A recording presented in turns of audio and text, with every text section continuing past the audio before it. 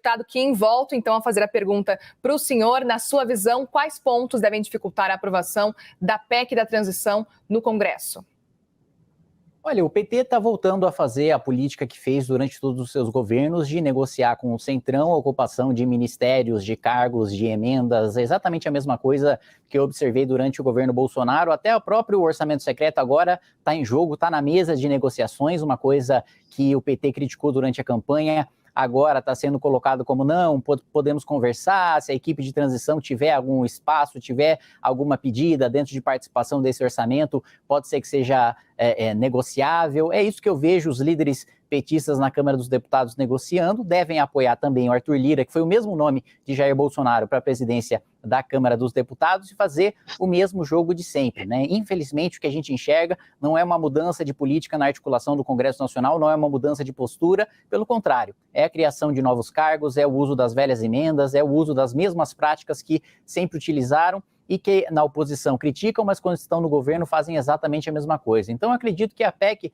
não deve ter grandes dificuldades, justamente porque o mesmo método de negociação que foi feito por Jair Bolsonaro está sendo usado agora pelos petistas. Então, o próximo presidente do Senado, o presidente da Câmara, deve ser eleito com o apoio deles e eles devem conseguir tocar uma pauta, e nós que estivermos na oposição vamos ter dificuldade em segurar, mas vamos trabalhar até o fim para segurar qualquer tipo de retrocesso que seja imposto por esse governo.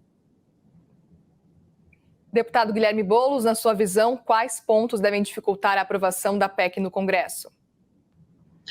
Olha, primeiro, eu chego a achar divertido, já disse aqui, mas como quem insistiu no argumento, eu preciso trazer novamente, o Kim acusando a esquerda, o PT, de negociar com o Centrão. Kim, você é do Centrão, o teu partido é do Centrão, você é do União Brasil faz parte do Centrão. Como é que você fala um negócio desse e não fica nem vermelho aqui na televisão para um monte de gente? Você faz parte disso. Quem fez o orçamento secreto foi o Bolsonaro, o governo que você apoiou, que ajudou a eleger. Depois você rompeu com ele, mas você apoiou o Bolsonaro na eleição de 18.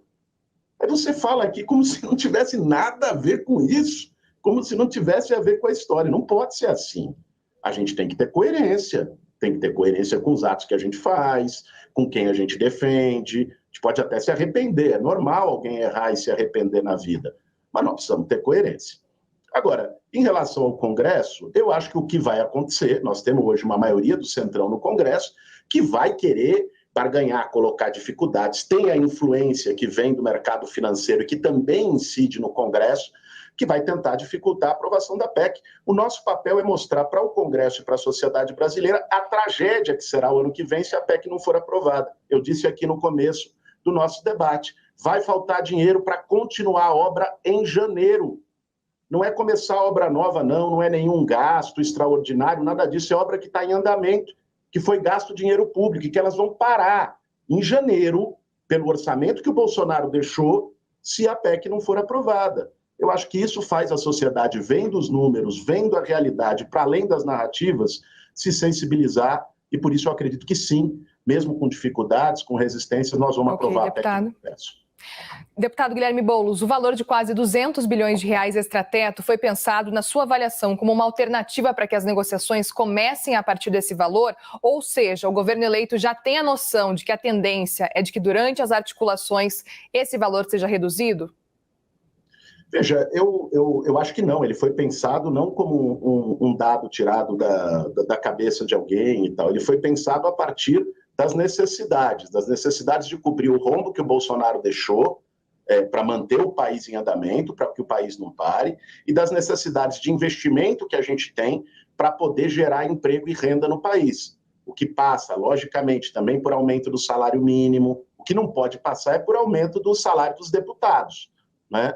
Que já está sendo conversado aí na Câmara. Né? Não pode passar por aumento de privilégios da cúpula dos poderes. Mas o salário mínimo, que foi corroído e comido pela inflação, pega um aposentado, uma aposentada, né? Alguém que está no LOAS, que recebe um salário mínimo por mês, tem que escolher no final do mês entre pagar aluguel e botar comida na mesa para sua família. Né? Isso precisa ser revisto.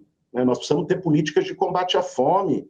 Nós precisamos ter políticas que desenvolvam ciência e tecnologia do país, políticas de transição energética e ambiental. Se nós queremos falar de futuro, das próximas gerações, nós temos que ser consequente com isso.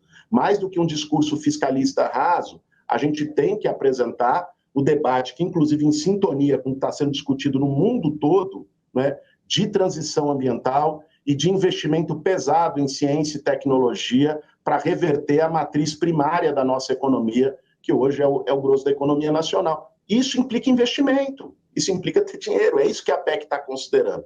O valor não foi tirado abstratamente, ao acaso da cabeça de ninguém, mas a partir de um projeto de desenvolvimento para o país. Antes das considerações finais, repito a pergunta para o deputado Kim Kataguiri. O valor de quase 200 bilhões de reais extrateto foi pensado, na sua avaliação, como uma alternativa para que as negociações comecem a partir desse valor? Ou seja, o governo eleito já tem a noção de que a tendência é de que durante as articulações esse valor possa ser reduzido? Mas eu não tenho a menor dúvida disso, né? E o Boulos sabe disso também. É claro que o número foi pensado para colocar um bode na sala e para depois ser negociado dentro do Congresso Nacional.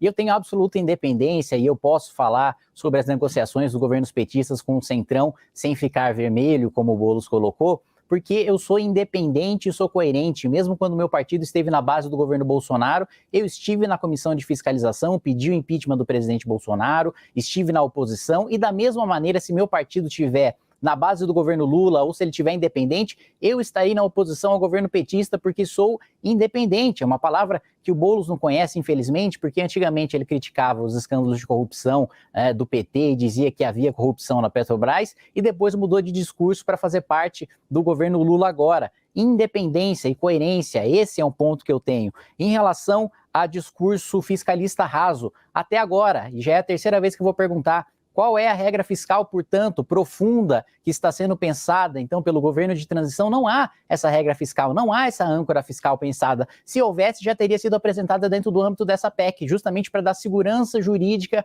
e justamente para dar segurança para os mais pobres de que o preço da comida não vai aumentar porque não vai ter endividamento. Mas o fato é, vai ter endividamento, vai ter aumento de gastos e não há nenhum tipo de âncora fiscal sendo apresentada. Só estão dizendo, vai ter, mas eu não sei o quê, né? E parece também que o deputado Guilherme Boulos também não sabe dizer qual é a regra fiscal. E é engraçado também falar sobre o aumento da cúpula dos poderes, porque as esquerdas votaram a favor do aumento do judiciário e da cúpula dos poderes na época do governo Temer. Logo depois que a Dilma saiu do poder, a primeira coisa que foi votada no Congresso Nacional foi um aumento para a cúpula dos poderes e as esquerdas votaram a favor, né? E agora quer fazer esse discurso de que não, de que é contra privilégio.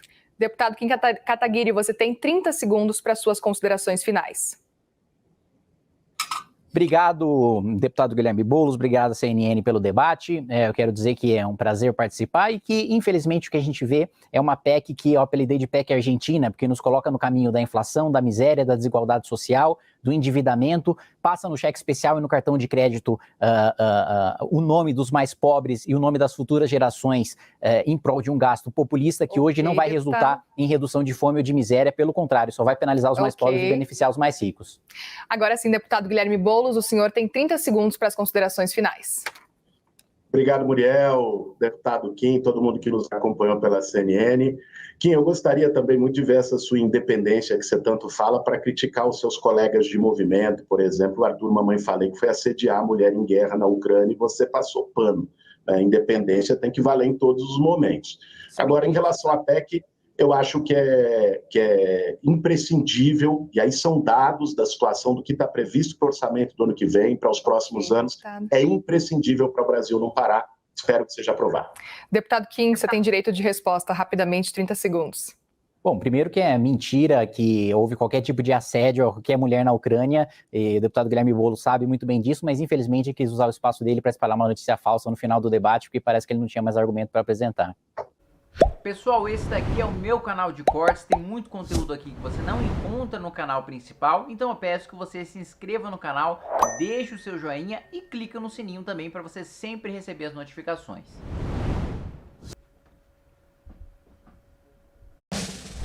Pessoal, eu preciso falar com vocês sobre esta revista aqui. Esta revista chama-se Revista Valete, é a revista do Movimento Brasil Livre que, tá linda, e não só linda, com muita qualidade, mas também com muito conteúdo. Vou só dar aqui, ó, uma folhadinha para vocês darem uma olhada na qualidade, na densidade dos textos, na qualidade das imagens.